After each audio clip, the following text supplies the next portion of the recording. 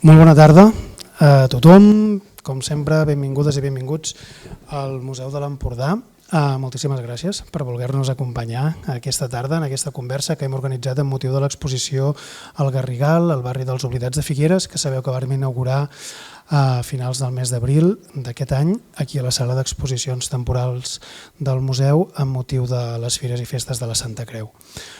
Si sou de Figueres coneixeu perfectament el barri del Garrigal, el que era el barri en aquell moment i encara una mica aquest record del barri. A mi la veritat és que parlant, i suposo que en Pau encara molt més, amb aquests 10 anys d'investigació, parlant amb gent que ha vingut fa uns anys a la ciutat, em comentaven en relació a l'exposició que realment estaven descobrint una Figueres que no coneixien. Gent que va arribar a la ciutat als anys 90 o més enllà i que estan molt vinculada a la ciutat per activitats culturals sobretot, i em comentaven, ostres, aquesta exposició m'està descobrint una ciutat, una part de la ciutat que desconeixia completament, no? I una mica aquesta també és la feina del museu i la feina que ha fet en Pau amb aquesta investigació que sabeu amb aquest llibre que ara tenia la Cristina a les seves mans i també amb el catàleg que vàrem publicar amb motiu de l'exposició. Doncs vàrem voler organitzar també aquesta conversa i vàrem convidar a participar a la conversa a la Cristina de Pedro Álvarez per anar una mica més enllà i poder estirar fils que les limitacions d'espai i de contingut de l'exposició no ens permetien. Com sabeu, la setmana passada vàrem parlar de com s'han representat els gitanos al llarg de la història en els audiovisuals i aquesta vegada volíem parlar una mica de la idiosincràsia d'aquest barri i posar-lo en contraposició amb altres barris d'altres ciutats del país. I per això vàrem convidar, o hem convidat, a la Cristina de Pedro. La Cristina és doctora en història per la Universitat Complutense de Madrid. Les seves línies d'investigació se centren sobretot en la història urbana, la història de gènere i també sobre la cultura popular i també sobre la història de la sexualitat. Com veieu, totes aquestes línies d'investigació coincideixen molt amb el que es pot veure a l'exposició i en relació al barri del Garrigal. És autora de diferents articles i també ha participat en capítols de llibres vinculats amb aquests temes i l'any passat, el 2024, es va publicar la seva tesi doctoral, que us llegiré el títol directament, que és Entre calles y alcobas, vida urbana y sexualidad en el Madrid popular de entreguerres.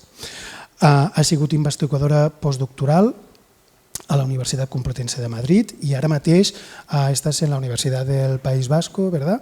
Amb un postdoctoral també, el postdoctoral Juan de la Cierva d'aquesta universitat que us comentava. I en Pau Subirós el tenim aquí fent la conversa amb la Cristina precisament perquè ell ha sigut el comissari de l'exposició i a més és el responsable d'aquesta investigació que us comentava. Només agrair-vos, agradecerte muchísimo el viaje desde Madrid a Figueres, bienvenida a la ciudad, tu primera vez en la ciudad de Figueres i en Pau també agrair-te moltíssim la feina feta amb l'exposició i també amb aquesta conversa.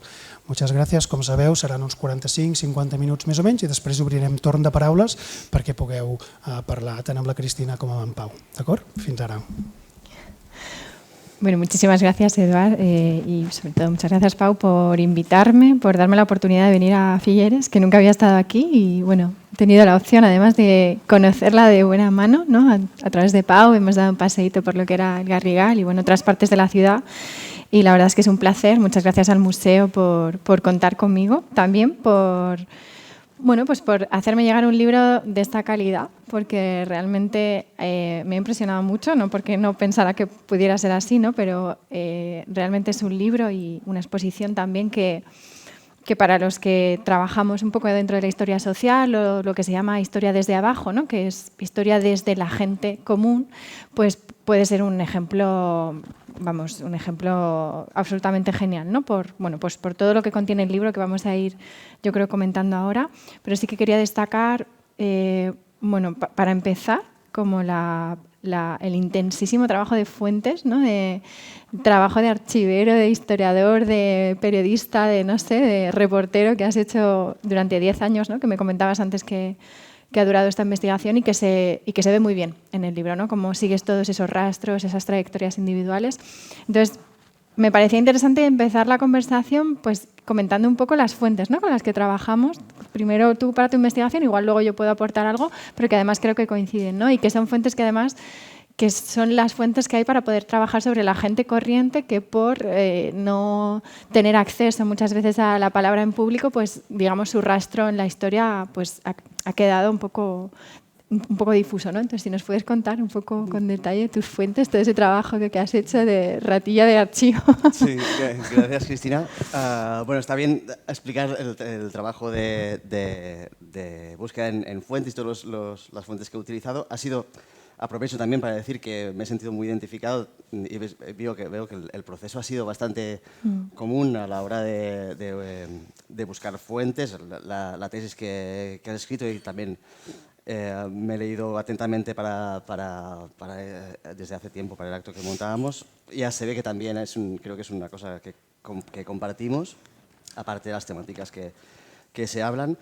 Y sí, la verdad es que durante 10 años la búsqueda en archivos ha sido ingente, los archivos de todo tipo. Para mí, los primeros agradecimientos en el libro han sido para los archiveros, porque la paciencia que han tenido durante 10 años aguantándome cada lunes ahí horas y horas.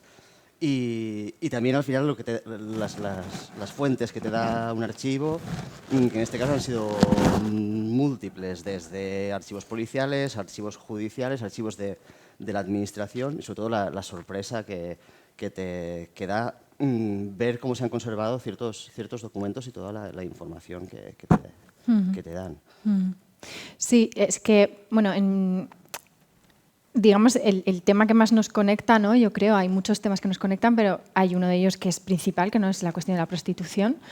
Y, por ejemplo, sí que he visto que has podido trabajar con fuentes que, para el caso de Madrid, que es, digamos, el lugar donde yo he volcado toda la investigación, que más o menos también han sido 10 años, ahí también coincidimos, pues ahí hay un problema importante de fuentes, ¿no? Que es bueno, pues todo lo que era la prostitución reglamentada. Yo he trabajado sobre todo el periodo finales del siglo XIX, principios del XX, hasta los años 30, digamos, 1850 y algo, 1930.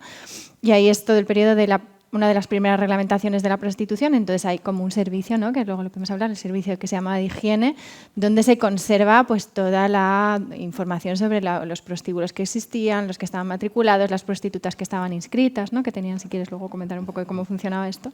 Y entonces toda esa información, pues para el caso de Madrid ha desaparecido, ¿no? Entonces eso y también la dificultad de acceso a los fondos policiales, ¿no? De la Dirección General de Seguridad, que es donde también tienen registrado toda la actividad de las comisarías de policía, etcétera, pues ahí esto ha hecho pues, tener que trabajar sobre todo con fuentes judiciales, ¿no? Que ahí pues, coincidimos también, y con prensa, ¿no? Rastreando los nombres de prostíbulos, el tipo de prostíbulo, ¿no? Las amas, ¿no? ¿Cómo se dice? Aquí son las mastresas. Las mastresas, ¿no? Como un poco de búsqueda de rastreo.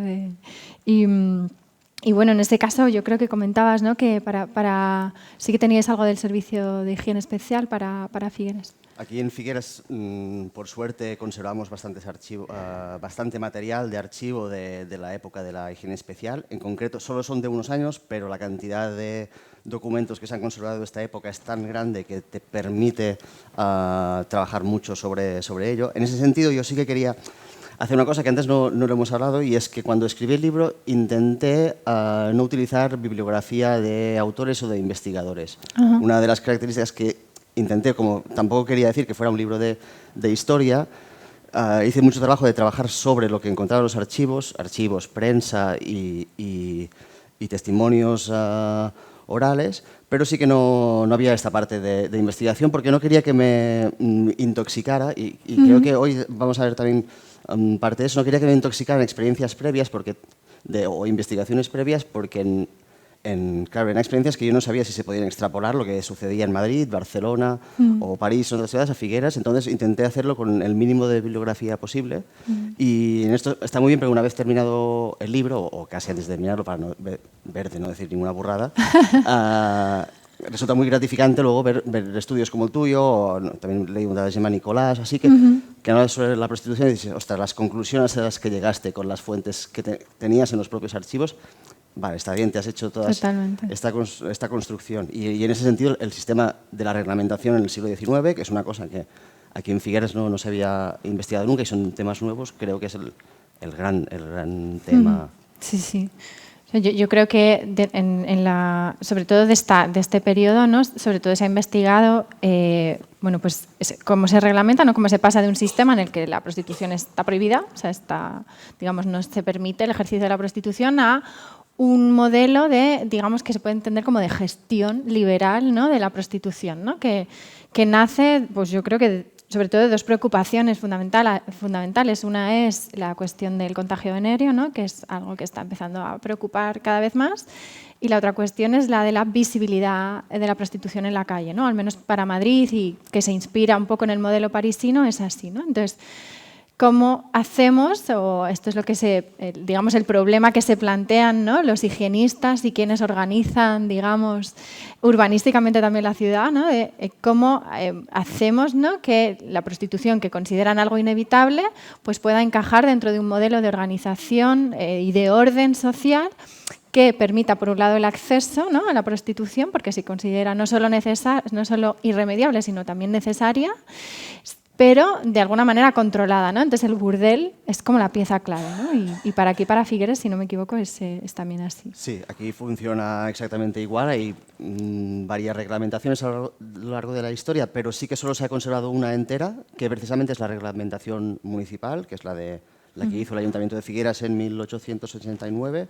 Es curioso porque en el contexto en que se hace es de las primeras ciudades del Estado que tiene una reglamentación propia, y es un documento interesantísimo para ver cómo funcionan estas lógicas y también no solo entre la reglamentación, sino con los documentos que, si no habéis visto la exposición, los encontraréis arriba con el libro de registro de las prostitutas y sobre todo con las fichas de higiene, con los traslados de un burdel al otro. De ahí se desprende de que cuando se crea esta reglamentación no es una reglamentación tanto para las prostitutas, sino que básicamente a que favorece es al burdel como institución de control, también fiscal, y esto se desprende mucho de las fuentes que se observan. Claro, es como la imagen, yo creo que tenemos un poco todo el mundo en la cabeza, ¿no? De cómo funciona la prostitución a finales del XIX, con una ama, ¿no? Con varias pupilas, no sé si aquí se llaman así también, pupilas internas, que viven, ¿no? O sea, la cuestión es que viven y que ejercen dentro del burdel, ¿no? Y esto también encaja con unas normas de género, ¿no? Con este ideal de domesticidad, que esto luego ya en los años 30, al menos para el caso de Madrid, va a cambiar, ¿no? Que es como un ritual de que ellas están esperando en el burdel a que ellos vayan, ¿no? Esta cuestión de la domesticidad y de que ellas esperan detrás de, digamos, o recogidas, ¿no? En el ámbito doméstico para que ellos vayan a hacer la visita, ¿no? Luego, algo que va a cambiar completamente, ¿no? Y luego había algo también que me llamó la atención mucho en tu libro, ¿no? Que es cómo se ve un poco la distancia que hay entre la norma, ¿no? El reglamento, ¿no? El burdel, como lo que es el proyecto, ¿no? De organización de la prostitución, y luego cómo es la vida, ¿no? Y cómo funciona en realidad la vida. Siempre es un poquito más complicada, ¿no? Y para el caso de Madrid, por ejemplo, toda esta cuestión de la prostitución en burdeles, que de alguna manera predomina durante pues, mediados del siglo XIX hasta 1910 más o menos, convive con una prostitución clandestina y callejera, ¿no? Que nunca se consigue absorber, ¿no? O acaparar o controlar del todo, ¿no? Bueno, también para el caso de Madrid se ve cómo no funciona del todo bien la reglamentación, pues para cuestiones sobre la identificación de los burdeles, que esto es algo que me llamó la atención de aquí, ¿no? Que se identifican como, o sea, que están claramente marcados, en plan es aquí. Bueno, depende de la época, ¿no? Depende de la época. También algunos que podían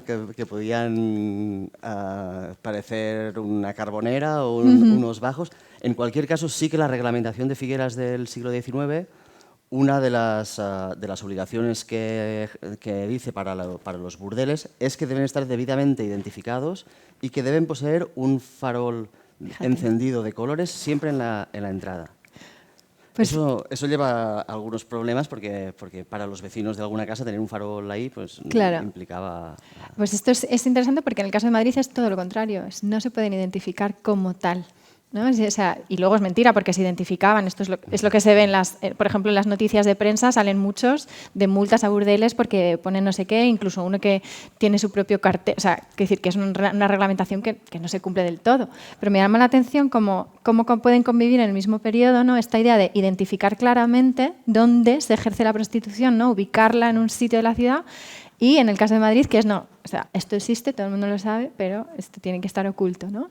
Y que convive también con la reglamentación en el caso de Madrid prohíbe a las prostitutas salir vestidas como tal, ¿no? Como tal, o sea, que llamaran la atención, ¿no? Tenían que ir vestidas como si fueran pues mujeres decentes, ¿no? Que es la expresión que se utilizaba en la época, aunque sí que se las dejaba salir a la calle, que creo que aquí no. Claro, yo creo que esto es uno de los aspectos importantes y que tiene que ver con prostitución y también con el espacio público, porque en el reglamento del siglo XIX de Figueras, es el artículo 19 concretamente, dice: queda prohibido a las mancebas públicas frecuentar las calles, plazas y paseos, así como excitar a los hombres en la vía pública.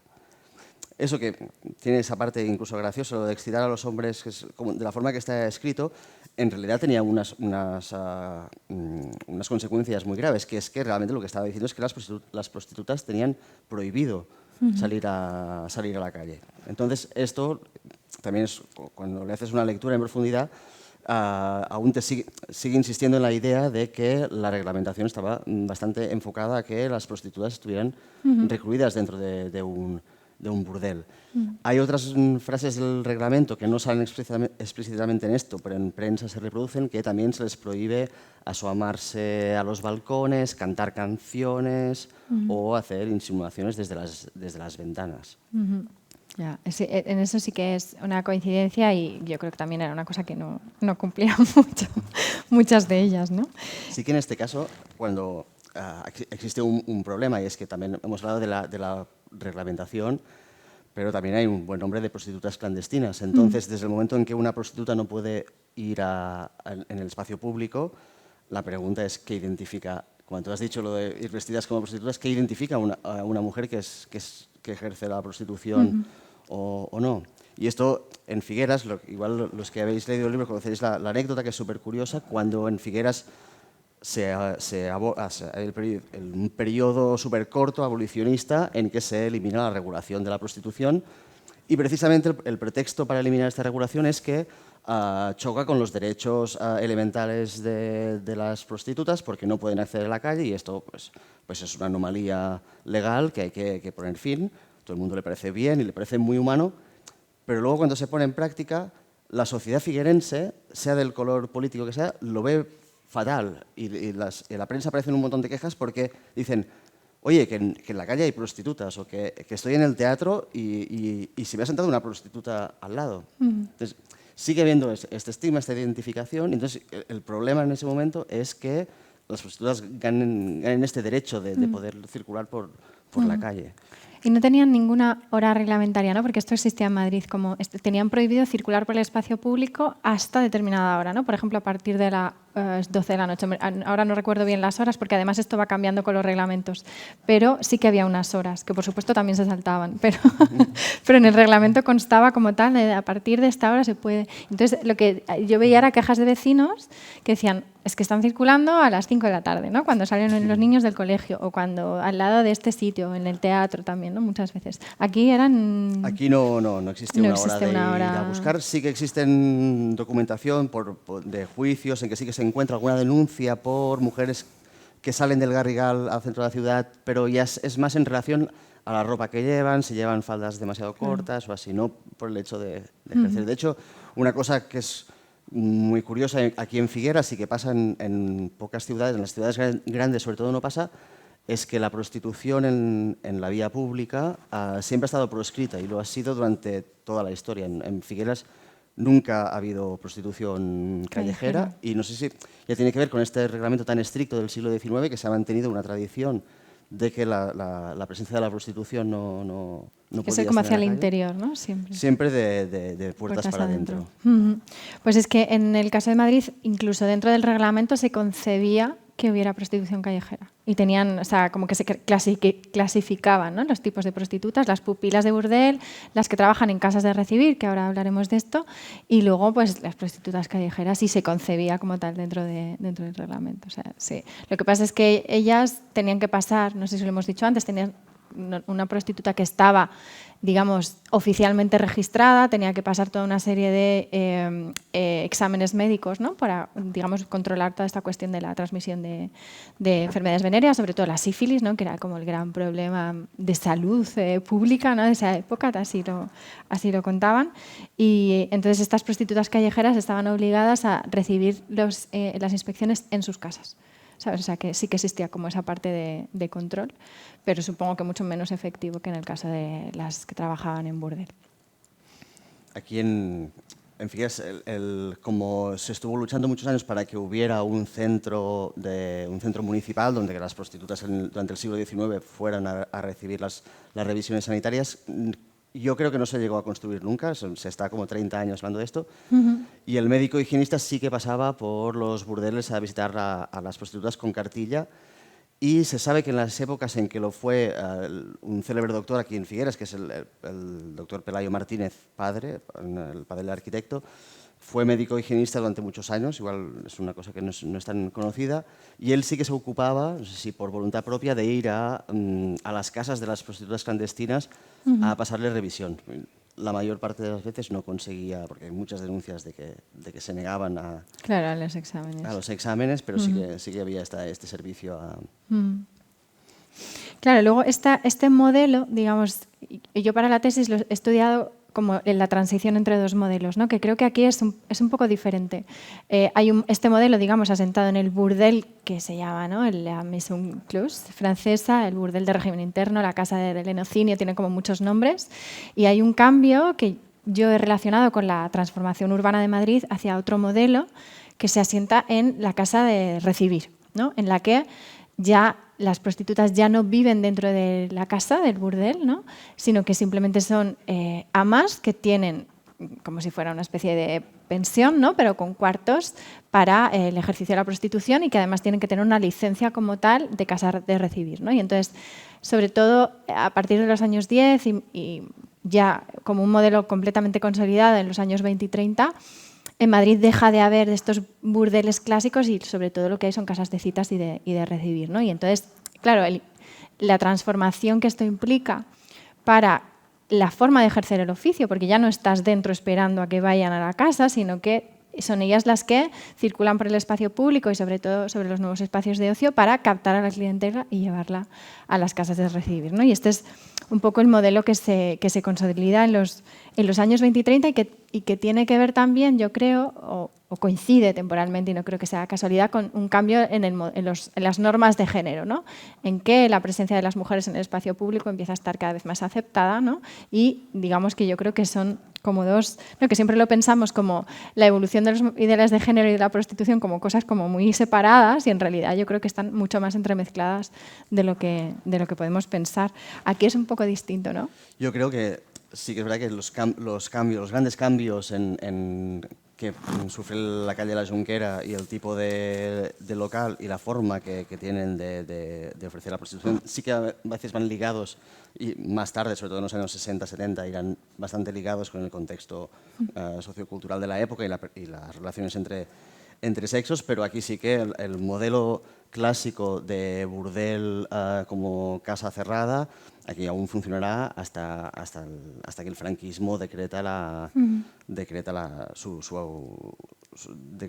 actividad, el fin de su actividad. Pero sí que es verdad que desde los años 30 el modelo de café, de bar de camareras, es el que va ganando un poco el relevo. Aquí empiezan los primeros establecimientos donde trabajan camareras que ejercen el alterne, y esto sí que irá evolucionando hasta convertirse en el relevo natural Claro, es que, postíbulo, ¿no? o sea, que es una evolución, yo creo que paralela, lo que pasa que adopta una forma distinta, ¿no? En los dos sitios, pero yo sí que leyendo tu libro lo pensaba como, bueno, o sea, es una transformación en realidad que está, igual se mantiene un poco más la cuestión del burdel de régimen interno, pero que ya está mostrando como visos de cambio, ¿no? O sea, como que la prostitución no significa siempre lo mismo y esto, ¿no? Como que cambia paralelamente a como lo hace el entorno social.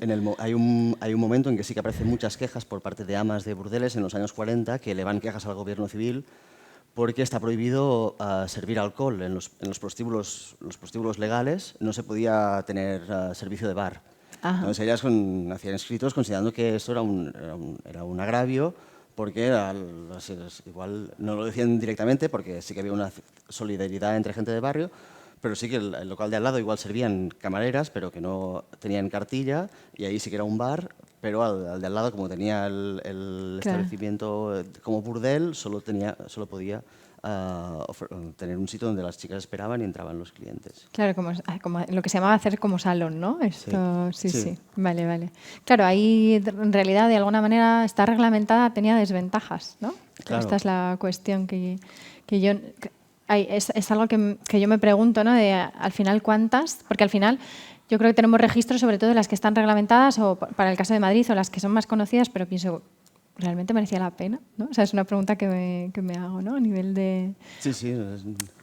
Y aquí hay algo interesante también, ¿no? Que pensaba mucho leyendo tu libro, que es la cuestión de la protección, ¿no? Y cómo, porque es algo que es una pregunta que me persigue desde que empecé con este tema, ¿no? ¿En qué momento este modelo, o sea, en qué momento la prostitución pasa de manos femeninas a manos masculinas y qué implicaciones tiene esto, ¿no? Porque es verdad que el burdel y toda la reglamentación implica una presión y un control total del movimiento por el espacio público, controles sanitarios, ¿no? Pero tengo un poco una sensación de que quizá en la cuestión de la protección y de la solidaridad dentro del burdel es algo que se pierde luego, ¿no? Cuando se hace este despliegue de la prostitución hacia el espacio público y cuando los niveles de protección que se requieren son quizá mayores, ¿no? Entonces, no sé aquí cómo ves esta cuestión. Es complicado, porque el tema de qué papel juegan los hombres o a veces los chulos en el barrio, en la calle de la Junquera o en el Garrigal es muy difícil de saber porque sí que han quedado pocos registros, algún registro policial sí que hay. A mí me parece muy relevante que siempre en las primeras entrevistas que hacía sobre el libro, cuando empezaba a preguntar, siempre lo primero que se me decía era que en el barrio no habían chulos y que no habían proxenetas profesionales ni nada de esto, que solo habían mujeres. Bueno, un poco, cuando empiezas a rascar, evidentemente encuentras que había de todo. Sí que es verdad que en la calle de la Junquera, al menos hasta los años 70, antes, sí que sigue funcionando bastante un modelo donde la ama o la maestresa tenía una especie de relación muy familiar con las mujeres que trabajaban. Sobre todo eran mujeres que estaban mucho tiempo. O sea, aquí sí que dentro de los establecimientos más o menos había una cierta protección. Lo que pasa que lo que sucedía alrededor de los establecimientos ya es esta zona de grises. A mí me pareció muy curioso también viendo la tesis en que identificas que igual es a partir de la década de 1910-20 que empiezan a aparecer estas figuras más refinadas del proxenetismo y pensaba, ostras, la verdad es que también cuando tú estás haciendo el libro del Garrigal, los primeros casos que empiezan a salir ya son justo de esta época. También de los años 20 empiezan a aparecer macarras incluso internacionales, algunos convertidos como sí, como de bandas, ¿no? Esto que empieza a parecer como hay una mutación, ¿no? Incluso del significado de los bajos fondos, ¿no? Que en el caso de Madrid, pues las figuras clave que eran pues el golfo, la prostituta o el apache, ¿no? Esta cuestión que fascinó a la gente en los años 10 y 20, ¿no? Las bandas de los apaches, ¿no? Como una cosa un poco imaginaria. Llegan a Figueras. Llegan a Figueras, sobre todo aquí, ¿no? Porque es una figura que viene de Francia, o sea que... y luego se transforma, ¿no? Y las figuras de los bajos fondos pues son ya el mafioso, el proxeneta, ¿no? Como una especie de crimen más organizado, ¿no? Que luego esto en realidad, lo que fuera real o no, O sea, en realidad el acceso que yo he tenido a esto sobre todo ha sido a través de la prensa, y la prensa de la época pues engordaba, ¿no? Como mucho estos reportajes, ¿no? Súper amarillistas de las mafias internacionales y tal. Pero te lo decía porque me parecía, respecto a esto de la protección y el chulo, que precisamente el modelo de aquí, ¿no? Esta cuestión de que fuera siempre como de puertas adentro, o esta presencia, ¿no? de figuras históricas, ¿no? de las amas de burdel o de bares de camareras, pues quizá hizo que no llegara tanto esta figura, ¿no? del proxeneta. O sea, que de alguna manera pudo contener algo que yo creo, o sea, que sí que ocurrió en Madrid de manera como muy clara, ¿no? O sea, que la protección en una ciudad como Madrid a prostitutas que se empezaban a mover por toda la ciudad y en las que ya no tenían una protección del ama, porque el ama simplemente tenía su casa de citas y tú ibas ahí cuando querías, pues sí que creo que se hizo como más necesaria la presencia masculina. Y me parecía muy interesante el caso de Figueres precisamente como por esa especie de matriarcado, ¿no? sobre el mundo de la prostitución, o al menos es como la sensación que da leyendo tu libro. Sí, sí, bueno, y los testigos del barrio, la gente que lo conocieron en sus mejores épocas, siempre te dirán eso. Y de hecho, también es curioso que cuando aparece algún caso concreto de algún proxeneta, lo encuentras enseguida, o sea que puedes identificar los casos, y es verdad que igual 5 o 6 casos no hacen norma, pero sí que es verdad que el acompañamiento y la relación que se estableció entre las mastresas o las dueñas sobre todo de las casas de prostitución, pero sobre todo también de los bares, que es donde también he podido recoger más testigos orales, es impresionante, sí, sí. Y ahí te quería preguntar, porque yo para el caso de Madrid hice como una investigación también sobre los cabarets, ¿no? y la figura de la tanguista, y claro, yo aquí he visto paralelismos con tus bares de prostitución, ¿no? Porque bueno, los cabarets, bueno, digamos que vienen de como muchas tradiciones lúdicas, ¿no? Y empiezan a aparecer realmente en Madrid en los años 20 más o menos, con el nombre de cabaret, porque luego lo que es un cabaret y los tipos de cabaret es una cosa como muy poco definida, ¿no? Pero bueno, pues digamos que beben de distintas tradiciones culturales, de pues lo que habían sido los antiguos restaurantes, pero sobre todo de los cafés cantantes y de los cafés de camareras, ¿no? Y es una mezcla ahí, de repente pum, aparece como un cabaret, un tipo de cabaret que decían de empaque españolista, que lo ponían así en la prensa, ¿no? Como un poco haciendo la coña de esto no tiene nada que ver con los cabarets de lujo de París, ¿no? Como esta cosa así un poco rancia que hemos montado en Madrid. Pero sobre todo a mí me interesaba, más allá del cabaret, ¿no? La figura de la tanguista, que es, no sé si sabéis un poco lo que eran, pero eran como chicas de alterne, o sea, eran chicas que eran contratadas en teoría para bailar, para alternar y para hacer beber a la clientela, ¿no? Esta es un poco la idea. En teoría no se prostituían, ¿no? Lo que pasa es que en estos cabarets pues, se mezclaban muchas realidades. Las de las tanguistas que se prostituían, las que no, las prostitutas que no eran tanguistas pero iban al cabaret, ¿no? Entonces había ahí como un poco de confusión de quién era quién y qué hacía quién. Leyendo tu libro he visto que esta cosa de las propinas, ¿no? Para hacer beber, lo que llamaban, esto se llamaba el descorche. Entonces ellas cobraban, pues no sé cuánto era, dependiendo del tipo de cabaret, ¿no? Y digamos de la categoría, si eran botellas de vino, de champán, pues cobraban más o menos, ¿no? Pero se llamaba como, cobraban un extra por descorchar el mayor número de botellas posible, ¿no? Entonces, esto lo que he visto es que en realidad era una de las funciones que cumplían también aquí las chicas que trabajaban. En los bares de camareras, las camareras que trabajan cobran un porcentaje, entonces era muy importante que las chicas que trabajaran en los locales, más allá de las que fueran guapas o más guapas o menos guapas, era que tuvieran los mejores dotes sociales. Y a mí también me parecía como curiosa porque esta parte de alternar con los clientes, al final muchas chicas si venían de fuera de Figueras también era una forma como de apertura al mundo. Entonces, en un momento también de una época un poco gris de la posguerra, la relación con las camareras en los locales de Alterne y el Alterne fue para mucha gente también una forma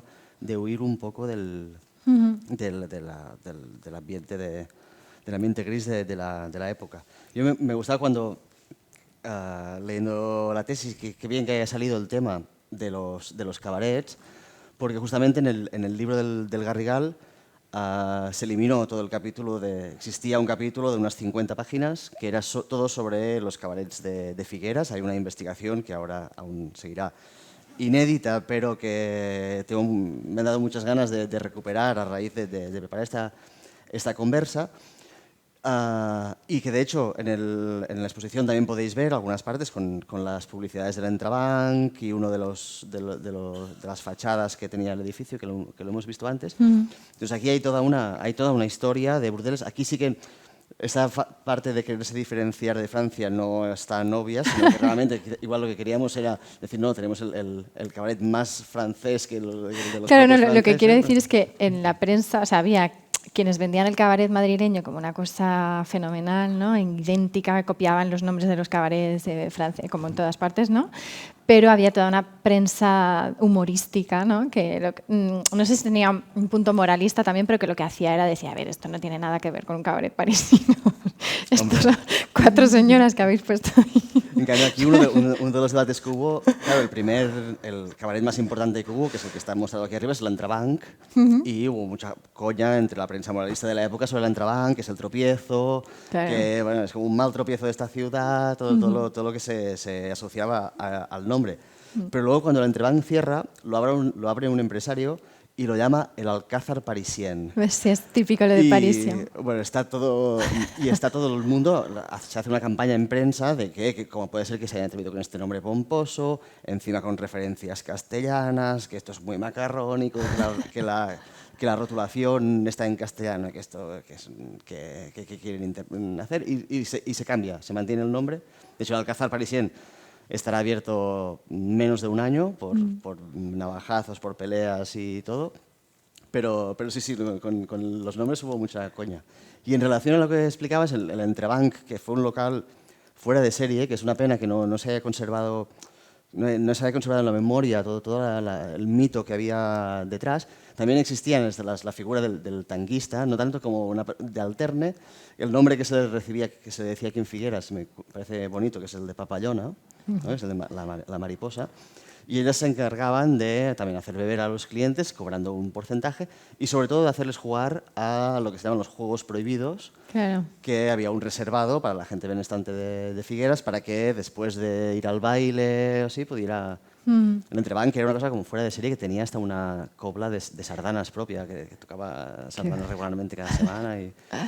Claro, era como es que eso se llamaba como cursal, ¿no? Como una especie de casino de la época, ¿no? Que yo creo que con la dictadura, no sé de qué época es esto, pero en Madrid había de estos cursal con las primeras tanguistas, pero luego la dictadura de Primo de Rivera prohíbe el juego, ¿no? Entonces, como que muchos de estos se reconvierten en cabarets, y la parte de juego, que yo sepa, como que sí que se zanja ahí, no sé si... Aquí en Figueras, permiso para juego tenían muy pocos sitios. Vale. Creo que incluso ya desde el siglo XIX solo tenían el Cercle Sport, que era donde iban los industriales de Figueras, y ellos sí que tenían permiso para jugar a juegos, pero en el resto de la ciudad estaba prohibidísimo, entonces no hay ninguna otra sala donde se pudiera hacer de forma legal. Pero bueno, evidentemente el Entrebank...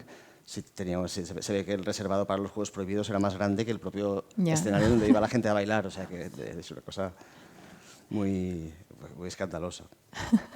Claro, yo lo que veía con esta cuestión de los cabarets también es cómo, de alguna manera, empieza a haber figuras de la noche madrileña, ¿no? Que empiezan a hacerle la competencia a las prostitutas, ¿no? Porque si veníamos de un mundo de ocio nocturno, finales del 19, principios de los años 20, en los que la noche, ¿no? Es el territorio primero de los hombres y luego de las prostitutas que ejercen en la calle o en torno a las tabernas, ¿no?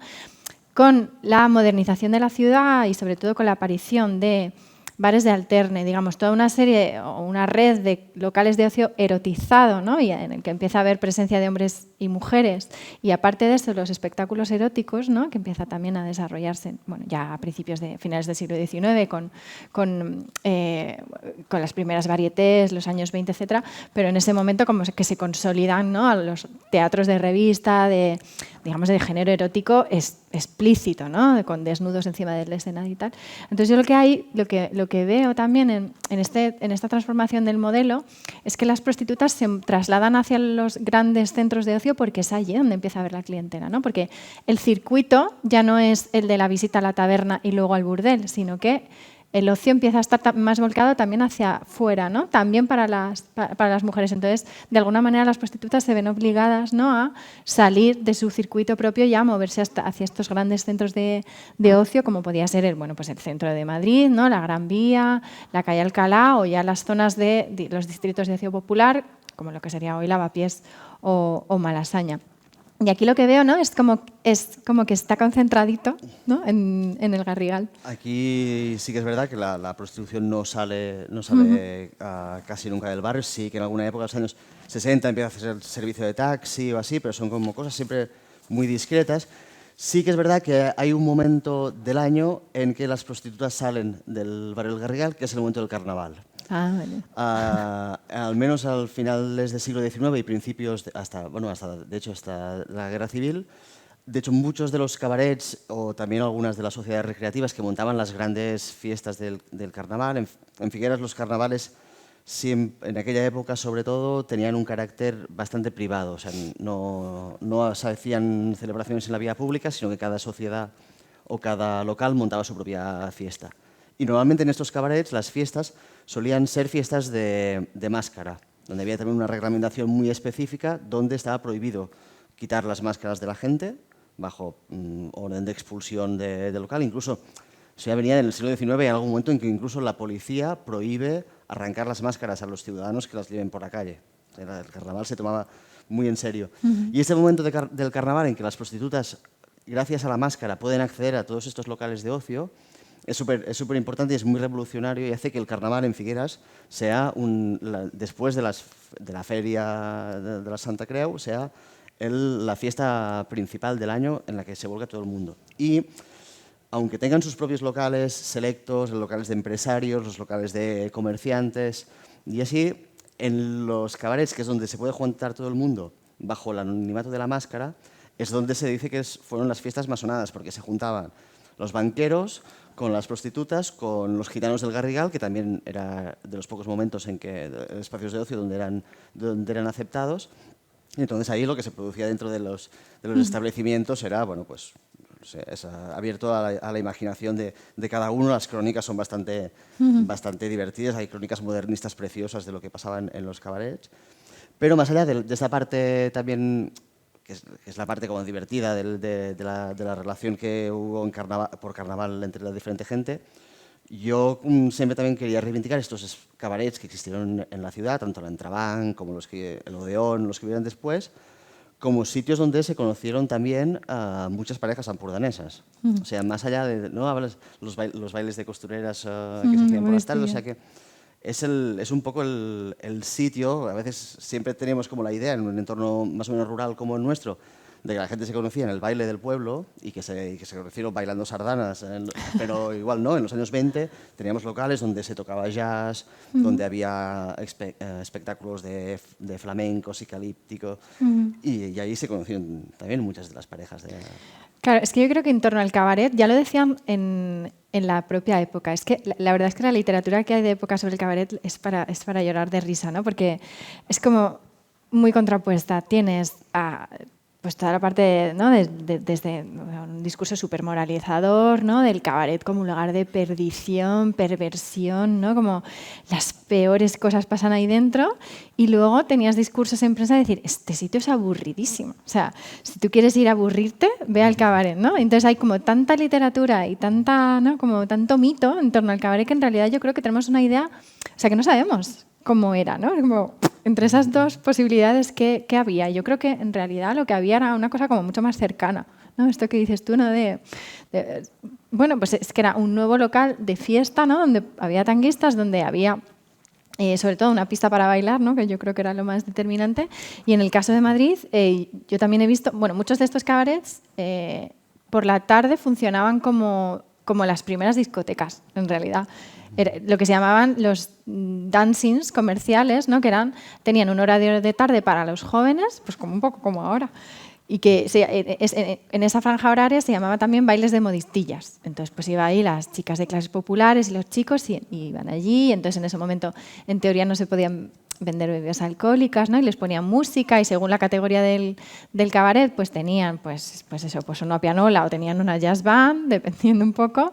Y luego ya por la noche, ¿no? Eso yo creo que funcionaba hasta las 11 de la noche o algo así, y a partir de esa hora era un cabaret, ¿no? Pero también los bailes y también los cines se convierten como con este desarrollo, digamos, del ocio moderno en ese momento, ¿no? Y de todo el mundo del espectáculo y las industrias culturales, ¿no?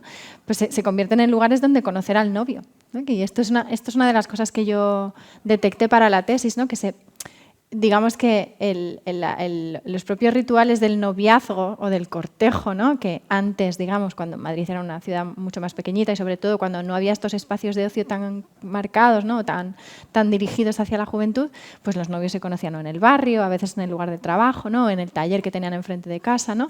Y digamos que quién era el novio y cómo te relacionabas con tu novio era una cosa que estaba como mucho más controlada por toda la comunidad de vecinos, ¿no? Por tu padre, por tu hermano, por quien te contrata.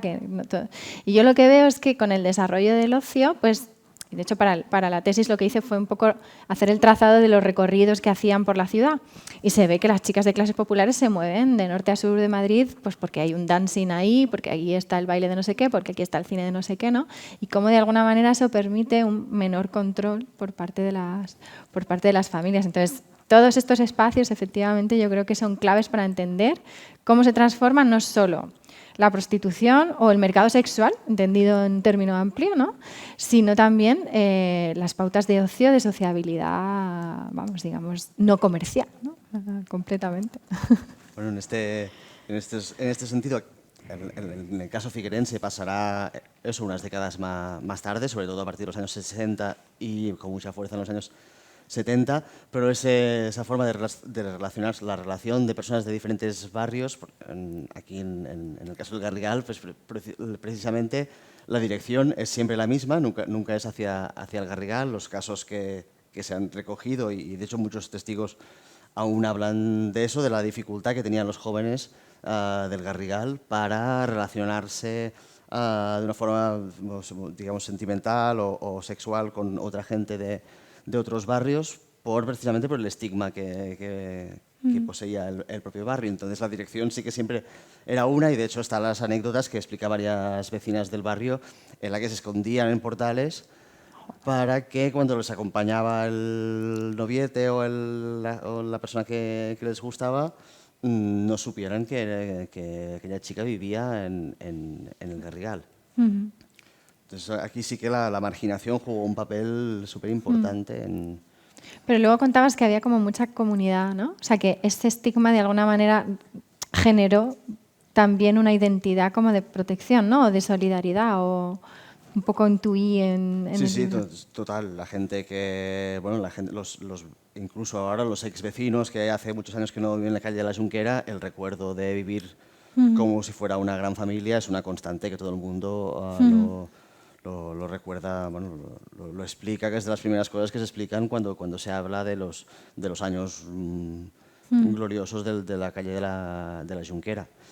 Algo que también empieza a declinar justamente cuando pasa el proceso similar que has explicado de esta diversificación del ocio que en Madrid ya sucede en un momento muy temprano. Aquí llega tarde, llega en los años 60 y sobre todo por el impacto del turismo, cuando se empiezan a construir las primeras discotecas, el ocio nocturno empieza a modernizarse. Sí que es verdad que yo identifico que es en este momento en que el barrio empieza a quedarse descarnado de toda esta parte popular que tenía y acaba convirtiéndose directamente en lo que es el barrio de las putas. Esto también tiene que ver con la forma de relacionarse entre sexos y la apertura sexual que se produce en esos espacios modernos de ocio, que entiendo que es un poco el mismo proceso en diferentes momentos. Claro. Lo que pasa es que yo lo que veo para Madrid es que no, en ningún momento hay como un barrio tan claro, ¿no? O sea, hay zonas de prostitución, además, que perviven hasta hoy, por ejemplo, la calle Montera, ¿no? O la calle Jardines, de toda esa zona de Madrid, ha sido un lugar clásico de prostitución y sigue siéndolo. Y también las traseras de la Gran Vía, ¿no? La zona de la Gran Vía, antes de que fuera la Gran Vía, era lo que se llamaba el barrio latino, que era un poco, o sea, digamos que el equivalente podría ser al Garrigal, un barrio identificado claramente con tabernas y prostitución, ¿no? Es que a finales del siglo XIX, más o menos. Ese barrio desaparece o queda atravesado por la Gran Vía, ¿no? Que además es una operación un poco intencionada, ¿no? Para no solo higienizar una zona de la ciudad creando una gran vía al estilo, ¿no?, de los bulevares parisinos para, bueno, pues que sea el ejemplo de cómo Madrid se moderniza, ¿no? Y además no es casualidad tampoco que ahí se colocan, digamos, los principales rascacielos, los grandes edificios, el edificio Telefónica, ¿no?, como los primeros grandes cines, teatros, sino también acabar pues con un núcleo de prostitución y de vida desviada, muy vinculado también a la Universidad Central, y por eso se llama el barrio latino, por una imitación a París, ¿no? Porque digamos, todo el barrio que surge en torno a la Sorbona en París, pues en Madrid estaba la universidad, lo que era la universidad en ese momento, que luego derivó en la Complutense y estaba en pleno barrio latino, ¿no? Y entonces ahí había una amalgama de estudiantes, tabernas, prostitutas, que, digamos, quienes proyectaron la ciudad moderna de los años 20 dijeron, esto se tiene que acabar, ¿no? Entonces, ahí es verdad que hay zonas, pero no veo como, ¿sabes? No hay una identificación. Hubo algún intento del barrio de Huertas, esto ya sí que finales del siglo XVIII, principios del siglo XX, era como una zona de prostitución, pero no porque estuviera proyectada como tal, sino porque entiendo que por cuestiones relacionadas con el comercio, con la presencia de viajantes, ¿no? Pues todo lo que ha traído siempre la ubicación de la prostitución, pues, digamos, y hubo algún intento de zonificación, ¿no? Lo que se llama zonificación, de ubicar, que además es una cosa como muy liberal, ¿no? De segregar la ciudad desde un punto de vista funcional, ¿no? Pues aquí viviendas, aquí no sé qué, aquí la prostitución, aquí el comercio sexual. Y entonces hubo un intento de crear el barrio de Huertas como el barrio de las putas. Y había un dicho popular que se llamaba, era algo así como barrio de Huertas más putas que puertas, ¿no? Pero era, digamos, quien hizo este proyecto quiso ya aprovechar como esa tradición que existía, ¿no? Pero eso nunca funcionó. O sea, yo creo que en Madrid, salvo la calle Montero, no hay un imaginario sobre un barrio de prostitución. Había barrio de prostitución en la zona de Lavapiés, digamos, prostitución digamos, más callejera, digamos, más como de gente, digamos, de clases populares. Luego estaba esta zona de la Gran Vía, que desapareció un poco con la construcción, y luego está la zona de lo que hoy es Chueca, que era la zona de prostitución de lujo, ¿no? Y ahí estaban los grandes burdeles, etcétera.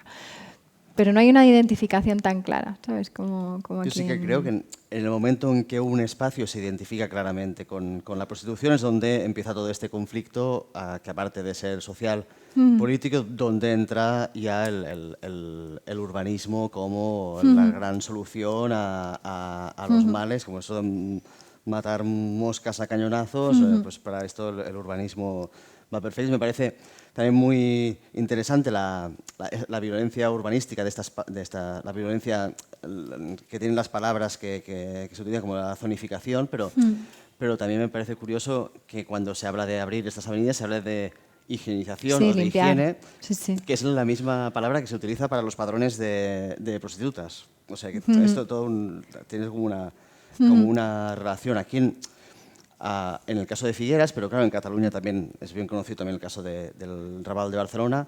Figueras, como habéis visto en la exposición, en el libro, está perseguida por las autoridades urbanísticamente desde los años 20.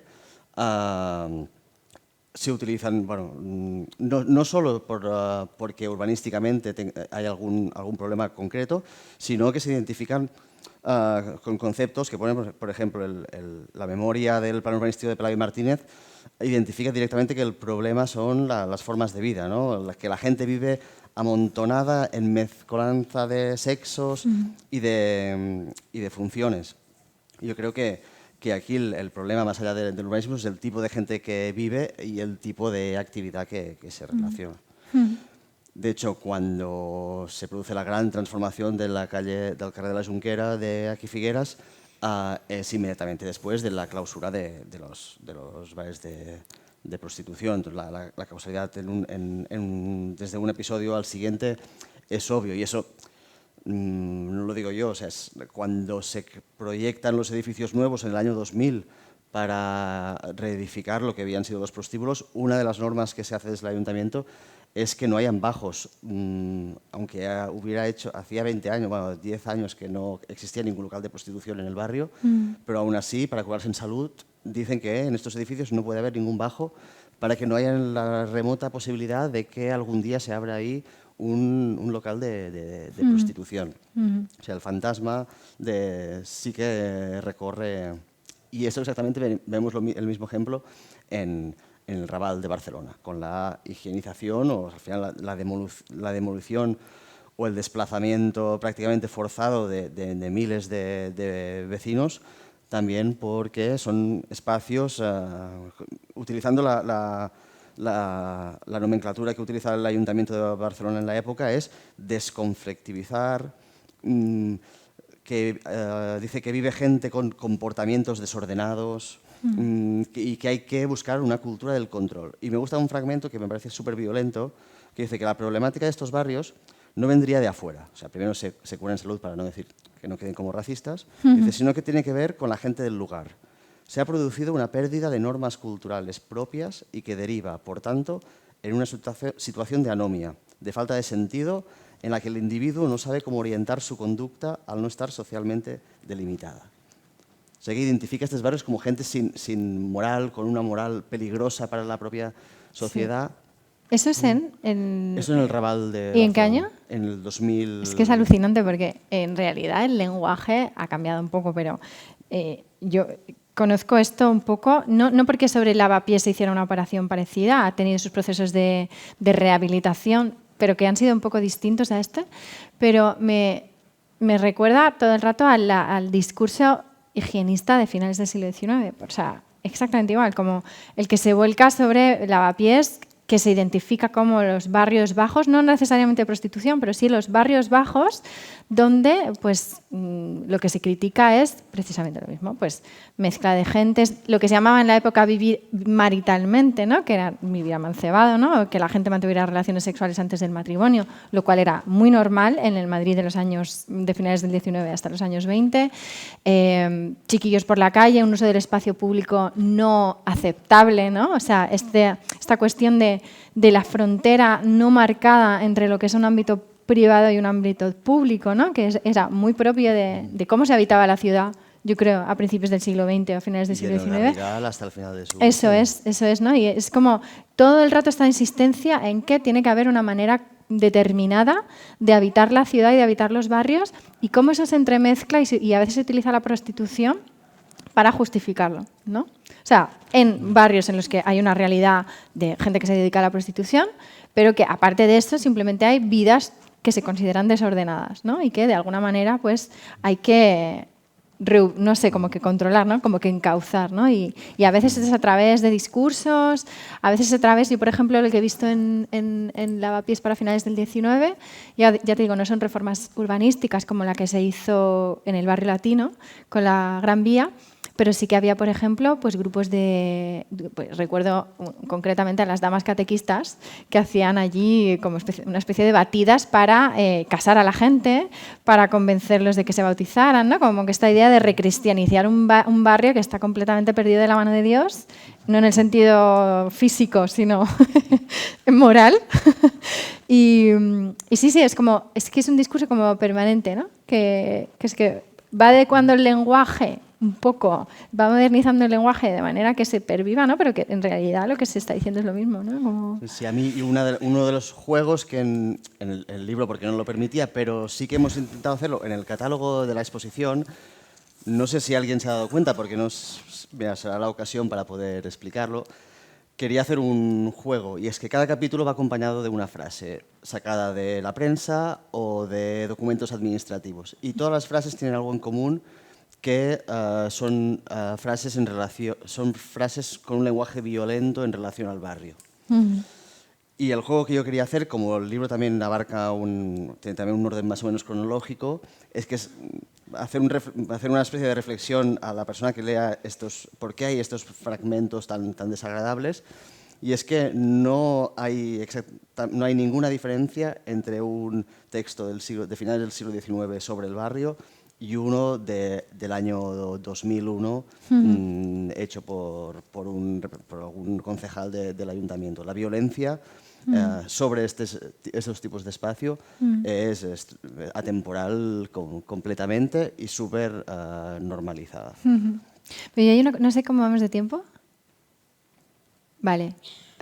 Una última, hay una cosa que te quiero preguntar o para que hables un poco de esto, porque es una de las partes que más me ha fascinado realmente del libro, que es toda esta cuestión que analizas súper bien y que además creo que es muy difícil de analizar, o al menos yo que he hecho investigaciones similares es algo que me reverberaba ahí, pero no he sabido cómo mirar, que es la relación que hay entre prostitución y autoridades, ¿no?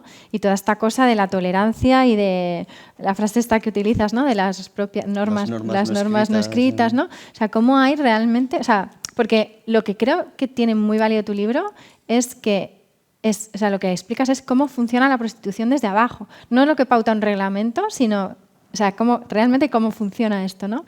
Y yo creo que eso es una cosa que si nos puedes contar un poco más, pues te lo agradezco. Lo que tiene, cuando hablamos de prostitución, precisamente una de las cosas claves es que no está toda la documentación que desearías, y lo que te ofrece la documentación normalmente son cosas muy parciales o que hay que hilar muy bien para poder llegar a conclusiones.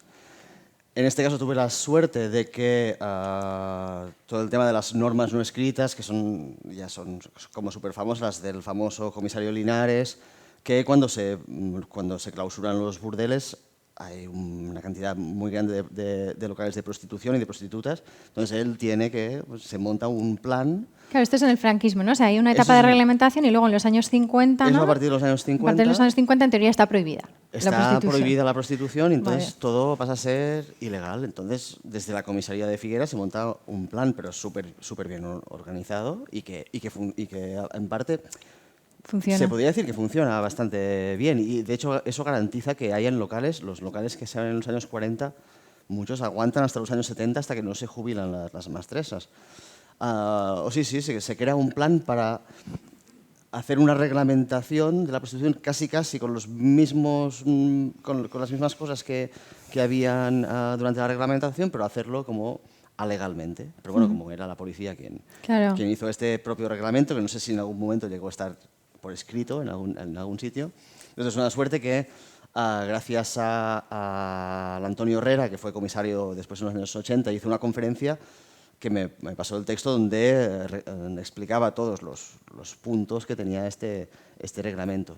Y yo creo que sí que había algunas normas. Estaban bien las normas que tenía el reglamento de las normas no escritas del Linares, porque era exactamente igual. Cualquier movimiento de una camarera de un local a otro se tenía que comunicar, él guardaba una copia de los documentos de identidad, buscaba los antecedentes policiales de esta persona, y si esta persona tenía antecedentes, se encargaba personalmente de sacarla de la ciudad, fuera de la forma que sea. Proscribía a los proxenetas y también se preocupó mucho por las enfermedades venéreas. Entonces, todos los bares tenían que tener un ginecólogo, normalmente era el mismo, que tenía que pasar revista a todas las chicas. Entonces, la voluntad de que el barrio fuera un espacio seguro, yo creo que desde la comisaría de policía también permitió que pasara lo que habíamos hablado antes, de toda esta relación de protección dentro de los propios locales. Pues que es un caso muy interesante, ¿no? Porque yo creo que también esa presencia de la policía, ¿no?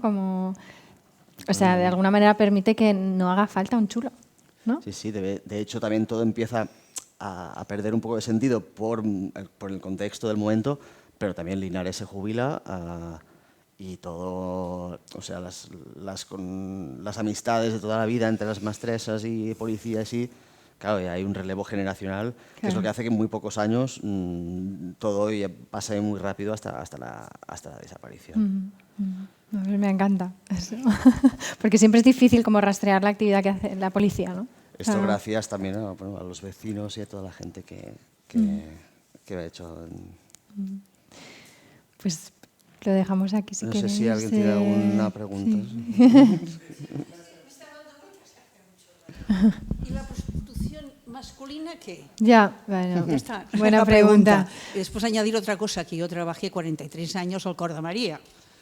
O sea, que yo he tenido alumnos pues de estas señoras que venían y se aceptaban y no había ningún problema y había una relación excelente. Ya, es que esto es lo fascinante para mí. De aquí, ¿no? Como muy de aquí. Bueno, nada, yo eso solo... El problema se agravó cuando ellas marcharon y entró la droga. Aquí sí que fue complicado, nada más. ¿La prostitución masculina? Pues es que es muy... No sé en el caso de Figueras, pero en el caso de Madrid es muy difícil de rastrear. O sea, sí que hay algún... Yo he trabajado sobre todo con fuentes judiciales, ¿vale? O sea, yo si te tengo que decir algo de mis intuiciones te diría que sí, pero no te lo puedo demostrar con fuentes, ¿sabes? No lo veo, no lo he recogido. No, en Figueras no. Sí que hay casos de personas que el tipo de la forma de relacionarse con ciertas otras, claro, es difícil también aquí incluso poner el calificativo de si es prostitución o no es prostitución, qué tipo de relación se establece aquí. Sí que, no, como apunte, sí que me parece interesante, como consulté muchos archivos judiciales de los bares, la presencia de transexuales en los bares en los años 80 sí que me parece como relevante de que la humillación, la doble humillación que padecen cuando son detenidas en comisaría y se les sigue nombrando como hombres y como... Eso sí que en los años 80 y hay algunos casos que pasan en Figueras. Em permets? Primero que yo he felicitado 1001 veces a Pau por su libro, porque me ha descubierto historias en las que yo he tenido que ver algo. Voy a empezar por el final. El tema judicial, y hablo como abogado no ejerciente en este momento por jubilación. El expediente que se formó de eliminación de la prostitución en la calle La Junquera, a finales, creo que a principios del 90, fue... Se juzga 91, 93. 91, 92, ¿verdad? Lo instruyó el juez Jordi Carrera y tenía un volumen, yo diría que unos 75 centímetros de papel. ¿Saben cuánto duró la vista oral? 20 minutos. O sea, no pasó absolutamente nada. ¿Qué quiero decir con ello? Que no había delito. Que la gente de la calle de la Junquera, la prostitución de la calle de la Junquera, y pueda hablar con conocimiento de causa en aquella época, ahora quizás sea distinto porque el tema prostitución está de otra forma. Yo supongo que ustedes por su juventud no habrán tenido ocasión de hablar con prostitutas de los años 60. Ojalá. ¿Verdad que no? No, hemos Ojalá. hablando que no. Pues yo sí. Y concretamente una de las mastresas, como dice Pau, era la señora Antonia Martínez, concretamente, con su perrito llamado Bobito, ¿vale? Entonces esta señora, que llevaba 2 casas de prostitución, luego pasó al Puente del Príncipe, era una señora muy correcta, muy limpia y muy atenta con las chicas. Las chicas, que no había ninguna extranjera, eran todas del país, serían de fuera de Cataluña, quizá algunas, pero eran personas que podías hablar con ellas perfectamente, atendían las instrucciones que como abogado le daba a ellas en según qué casos, o si se encontraban en según qué casos, y te hacían caso 100% y pagaban al contado. O sea, muy buena gente. No me quiero alargar porque quizá haya más preguntas, pero yo me remito a los años 50 a llevar con un amigo que su padre suministraba el pan a la Torre Vasca, que era un prostíbulo de lujo. Entonces llevábamos el pan, teníamos 10 años, mi amigo y yo, y nos daban una propinita. Pasados unos cuantos años, 4 o 5 años, circulaba por Figueras una prostituta que, pobre, estaba mal de la cabeza, que era la Loreto. No sé si hablas de ella, ¿no? Sí, La Sí, Loreto. hablas de ella en el libro. Todo esto lo dice él en el libro. Sí, sí, sí, sí. Entonces esta señora, que iba muy maquillada y Sí. tal, los jóvenes de entonces, que debíamos tener 14, 15 años, le tomábamos el pelo, pobre. Éramos muy malos, le tomábamos el pelo. Vamos a los años 60, 62, el servicio militar y hacer las guardias de vigilancia como policía militar en los prostíbulos. Y ya luego estamos en los años 80, 90 y llevando a la gente de aquella Junquera que, insisto, eran muy buena gente. Y el libro da muchos detalles estupendos y fantásticos. Gracias. Claro, yo aquí, no sé si hay más preguntas, sí, dale, pues.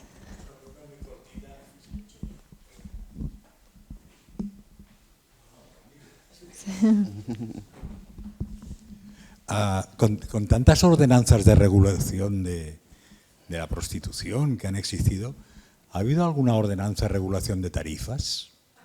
Que yo sepa, no. Ah, Obviamente. No, y después, concretamente, una pregunta para en Pau. Els bordels que hi havia, els bordels que había en el Garrigal, ¿tenían la tarifa unificada o cada uno hacía lo que Pues es quería? una buena No. pregunta, ¿eh? No. En lo que concierne al reglamento y tarifas, el reglamento de Figueras, por ejemplo, sí que explica muy bien los arbitrios. Y aquí hay una parte que se explica, cuando decía lo de interpretar las fuentes, y es que pagaba más impuestos una prostituta casi que una ama de casa que tenía un local de prostitución. O sea, si la ama de casa pagaba 5 pesetas mensuales, igual la prostituta pagaba 6 o así. O sea, que realmente estaba súper mal montado. Y en lo que refiere a precios, no, eran completamente distintos y ya desde la época del Garrigal y en la calle Junquera también. Yo en el libro no he podido poner precios porque, claro, la peseta fluctúa mucho. Igual un año son 125 pesetas pero luego te encuentras al cabo de nada son 250. Pero bueno, claro, la inflación también de la peseta de estos años no permite tampoco poner Como valorarlo bien. Yeah. Yo aquí tengo una pregunta, que es, no sé si hay alguna más. No quiero acaparar. Vale.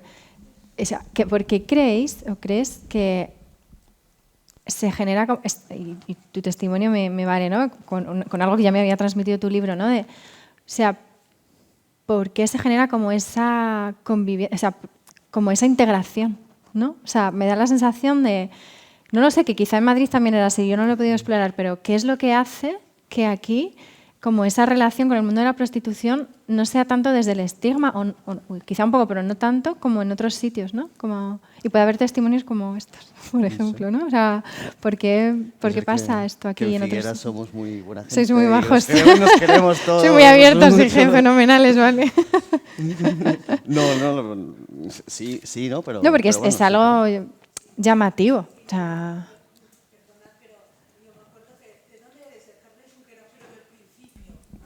ajá, sí, lo que me has explicado antes, ¿no? Esta anécdota, ¿no? Tú antes del carrer Junquera, pero, ¿no? Del principio.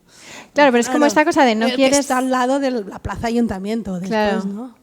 Claro, pero eso convive con una convivencia próxima, cercana y no estigmatizada, ¿no? Entonces, como que me llama la atención, como también lo que contabas, ¿no? De las jóvenes que no querían decir que eran de la Junquera porque se presuponía su disponibilidad sexual, ¿no? Como que se compaginan esas dos cosas y me parece súper interesante.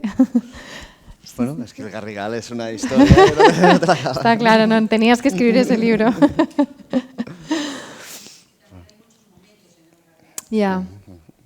Ya.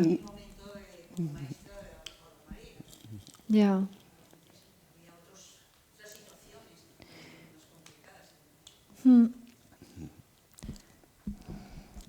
Bueno, sí, muchas gracias por venir. Muchísimas gracias por escucharnos.